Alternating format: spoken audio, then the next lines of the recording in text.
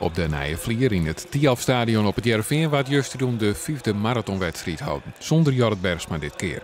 Een verslag van Roelof de Vries. Bij de vrouwen luidt de strijd op dit stuit Hielendal iepen.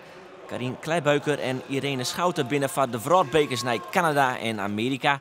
En boven dat binnen er wat vrouwen die het ophouden binnen, zoals Maria Sterk. Ook de klassementsleider is er op dit stuit net bij, Janneke Ensing. En dus is er wel wat mogelijkheden.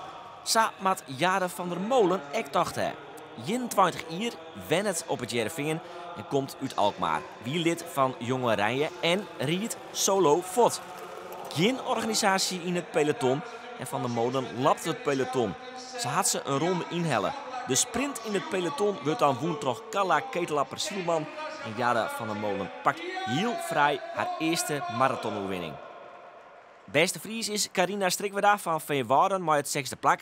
In het klassement is de hoogste positionering op dit stuit van Achie Walsma van Bolsward. Ze woon verliezen hier een wedstrijd en stiet op dit stuit 5e in het klassement.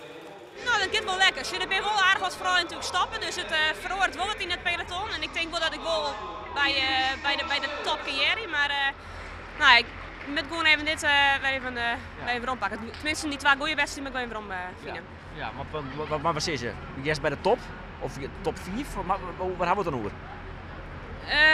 Moeilijk in te schatten nog. Ja, dat vind ik wat lastig in te schatten. Maar top 4 zou er wel in kunnen zitten. Had ik gewoon mijn kopje erbij houden bij de wedstrijd, dan zou er wel in kunnen zitten. Ja.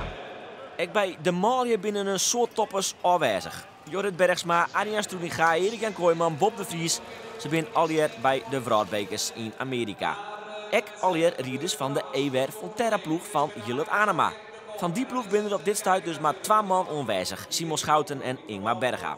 Dit wordt de beslissende kopgroep. Met 8 man. Niels Meesou, Mats Stoltenborg, Tom van Beek, Chris Pijnariëns, Leander van der Geest, Robert van Dalen, Bart Mol en Ingmar Berga.